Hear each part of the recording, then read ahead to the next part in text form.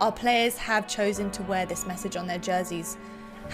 #Justice for George Floyd. In addition to hosting today's fundraiser and contributing $50,000 to the causes listed, the Will family, owners of Minnesota RØKKR and the Minnesota Vikings, committed earlier this week to a $5 million donation to social justice causes. I think it was huge for RØKKR to kind of come out and make the stream not only an entertaining stream from a competitive standpoint, but also kind of fundraising or having a charity for what's going on. I really do appreciate the Wilfs and everyone from RØKKR doing that. I think it's kind of sets an example for other franchises to kind of take the same route that RØKKR did. So I'm very appreciative of what the org's done. I think it's really important to do, being a Minnesota team, you want to show that you're not just a random team claiming the Minnesota, the state of Minnesota. You want to prove that, you're part of the community and you're here for the community and, here for all the people in it.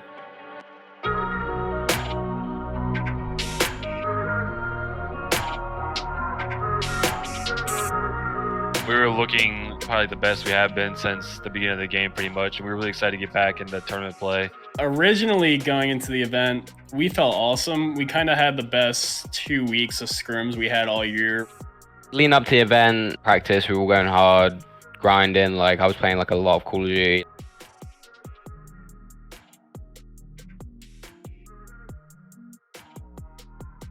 And then it kind of got worse because I was just trying to play through it.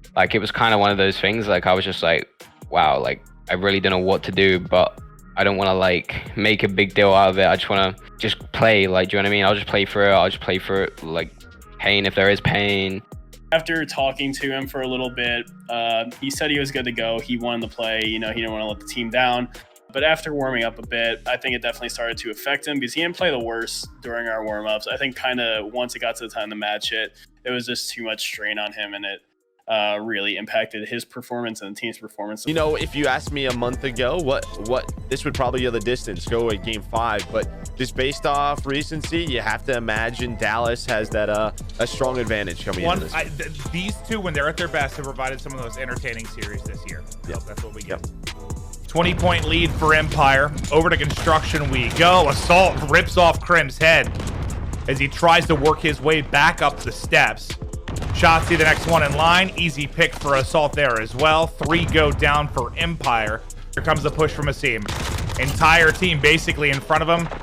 Drops 2. RØKKR on the other side, able to pick up a kill alongside Alex, and there's the break. RØKKR gonna get right in. The result, though, is Silly still at this half wall, but now Shotzzy just flies right on through. Picks him off, and RØKKR will be the next man up. It's a race to get to the wall. RØKKR is able to win another nutty gunfight. The pistol snap from behind. Can't hit the shots. But only 2 more seconds needed. There's the final tick. Minnesota RØKKR take map 1 in a day of upsets, or almost upsets, and insanity continues, Joe. RØKKR, they've got 4 players here. Shotzzy wants to fly, and he will fly. Soars on through. Alex down. Hip fire. Can't connect onto Silly. Illy can't quite hit the shots through the smoke, but Silly's still in the corner as he has dropped 2 players. Silly taking damage now, just trying to finesse his life. Krim is there with the help. Krim is there with even more help. 2 will drop as suddenly what looked like a good round for RØKKR is falling apart because Illy with the bait, Krim with the shots. And RØKKR once again left on an island, and there's the final kill. 6-2 win for Empire as they dominate yet another search and destroy against RØKKR. RØKKR that were just destroyed over the course of this domination, but they still have some life in the series. They can bring it back if they can pull off another hard point and get us to a search and destroy, but just beautiful gameplay there from Dallas. Empire, they had a plan from the beginning. The patience paid off, and once they got control and locked them in, they never looked back.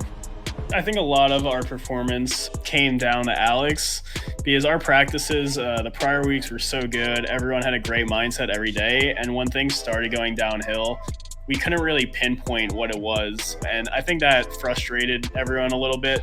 Obviously, came to game day, and I tried. I really did try. Obviously, the series didn't go too great. I didn't play too well. And I'll tell you what, I know it was a RØKKR win map 1, but if this continues, 2, 3, and 4 were not competitive. 1 point needed for Empire. The final kill's right there. Empire do it. The map 4 win, the 3-1 victory. Empire reigns supreme, and they're able to take the series and kind of move on within this group. But I don't know, it started pretty well for RØKKR. They got the map 1 win, but after that, all Empire.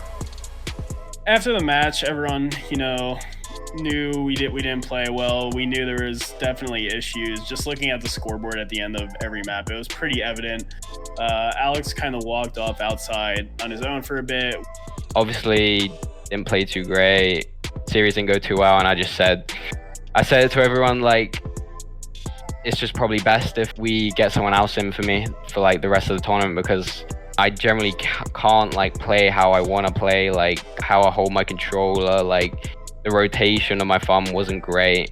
We talked to Alex for probably an hour or so, had a really long conversation with him, and he was ultimately the one that said, I need to sit out, I can't do this, it's impacting the team, you guys need to play with Kaden.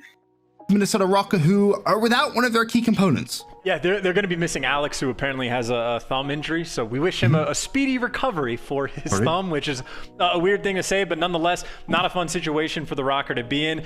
I will say, as far as substitutes go, Exceed is a player that I would not be unhappy having to play alongside. My name is Kaden Stockdale. I'm from Fresno, California. Basically, I heard the first thing like Thursday night, and they basically told me, they were like, look, man, this is what's happening. Like, there's a chance that it happens, but Alex thinks that he is still good enough to be able to play. After the match Friday, Alex just realized his thumb was too bad. And they were like, yo, you're going in tomorrow, Saturday? And I was like, wow. So I had a lot of things to prepare on in a little amount of time. So it was definitely interesting. It was exciting at the same time. The first thing I did was call my parents and tell them the news, but it was a tough situation to be thrown into. We were about as confident as like we could be. Our maps 1 and 2 are stronger maps, I would say, regardless of having Exceed or not. Cave has been one of our stronger maps. Ladies and gents, fasten your seatbelts. Get yourself maybe some popcorn quick, because this is looking like it's going to be a nail-biter of an ending. 197-186. Advantage back to Seattle Surge. Still 20 seconds of this hill remain. 1 second, all you need, and you can see his seam. He is setting up for the play. Octane has some vague awareness of what's going to be going on. So the question is, what kind of timing can Asim get? He peeks over, wins the gunfight, takes him down. Players inside the hill, 250 on the board. Minnesota RØKKR, even with Exceed, managed to get the W. With Peak as well, obviously, like, I don't toot my own horn, but with my sniping, if I'm on one day, we're obviously going to win that with ease. Slowly pushes up towards A. Asim will find one. That's Proto. Should be okay to get bombed down, barring maybe a nade from downtown. All right, well, if Octane is going to get sniped like that. Well, now the biggest issue, honestly, RØKKR, the first thing he did was back up, and now you got to take down a sniper, the guy that's watching over the bomb. There's the attempt, the shot connects, and now how do you get past this man? Well, he does miss, he is human, but he doesn't miss often as he finds himself his third. Minnesota RØKKR, they should have done just enough. Smart stuff from Silly, disciplined play back, really allow RØKKR to waste so much time, but those snipes were just so nice to watch. Asim has been here the entire time. He might get great timing, and there you go. What are you going to do with the bomb? 15 seconds left into no man's. Proto wins the gunfight, but still 12 left on the clock. Not enough time, not enough manpower, not enough skill. Minnesota RØKKR dismantle them. Going up 2-0 against Seattle, I think we just played through our strong suits. We had maps that were just really good for us. No matter who we were playing with, and being able to slot Kaden in on the 2 maps initially to start the series was pretty easy, and then kind of as the series progressed, it got harder and harder. Losing that close domination on one of our better maps, or currently our best Gunrunner, hurt. Although we knew Seattle was a really good team on that map, it kind of just came down to their last team push in the last 40 seconds of the map. If we just shut them down there, we win that map. We win 3-0. As we now head over game number 3.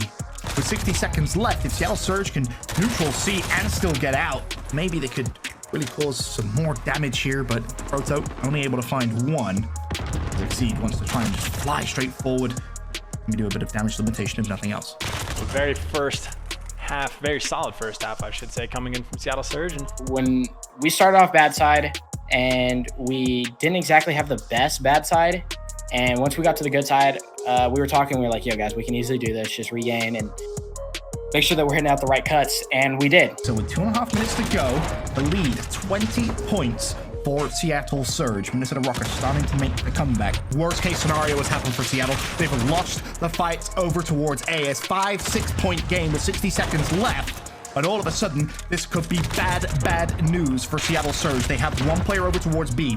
And we got it down, I think it was a minute left, and we were down by a point. And we made the mistake of just keep funneling B there. And that was like a situation to where you need to like multiple reps on the map to like realize like, okay, the situation, they need to all go to one flag, so we need to be ready to like be in position so where if they're flooding one flag like they did, already at the like their home flag, say like their C flag. This is the push though. You got Assault looking over Asim, but Asim is by his lonesome. There's going to be a bunch of players on Seattle Surge that are there to chop him down. You got the smoke to push out Assault, and you're going to have a lot of bodies on the B flag, and I'd have to imagine they're going to be able to get it. The beat is going their way. Now the question is, how long can they hold it for? Because Minnesota quick on the response. Seattle recompose themselves, a fantastic push towards B. They win the map, and they stay alive in the series. Hackney, that map's generally pretty reliant off the break, especially when you're on the bad side. We kind of played a bit flip heavy at the beginning, weren't able to get it, and then weren't able to get into the P1 as well. Then they just jumped off to a really big lead at that. In fact, it will be a 100-point lead, and we're not even done on our first rotation yet. You love to see it. You really do. Fantastic performances the whole way around. And Ben, by God, you called it. We're going to see a game number 5 for Seattle. You talk about momentum that they were able to build for themselves. That was them bullying out Minnesota on Hackney Yard. 20 seconds left on the clock. Seattle 2v3. This is a very doable situation. Player off bomb going to get caught. Slack just needs to stay alive. He's able to dip out, and after that, he's got the cross of the bomb. He knows the player just moved on to site. He gets the timing perfect. 6 seconds left. Slack just needs to play his life. Actually, he doesn't. Bomb is going to go down. He knows he's there. Straight up 1v1. Fight advantage is Silly, gonna go over top, but Slack is gonna let him know to shut him down to give Seattle their first win against a non-Gorillas related team. Going into the series, we knew that our S&Ds were gonna be a little tough because of like, that's just a huge thing. We outplayed them that game 2. The game 5, I really think, and I think all the guys agree that we should have won that map. Even though the scoreline was 6-2, I think there was a lot of rounds in that game that were super winnable for us. And Petro is definitely a very reps-oriented map, and swapping someone in on that map is going to hurt us a lot more. Didn't have the same like chemistry we had with Alex. We just haven't played that map. Kaden. Getting back to our winning ways, I have 2 events left, and then the big one, champs. Number 1 is no thumbs getting messed up. When Alex gets back to his normal self, like with thumb being fully repaired, I have full confidence we're gonna be back to where we were before. Like, I know people are probably like disappointed with the placement this weekend, and to be honest with you, there's nobody more disappointed than the team right now. Like, we are all disappointed. Like, even with me filling in, we should not have lost that series to Seattle up 2-0. It's not like there's not any hope. Like, we're all really hopeful for what's going to happen. We're all very optimistic because we think that we can be very good. I mean, our goal now is we're just looking forward to champs. We're let Alex kind of, get well, really work on just getting this thumb situated. We're all going to be here for him, all going to support him, but the end goal is champs, and that's what we're just looking forward to now. Obviously, these next 2 tournaments still matter for seeding. We're still going to go hard for those, but we're just looking forward to champs.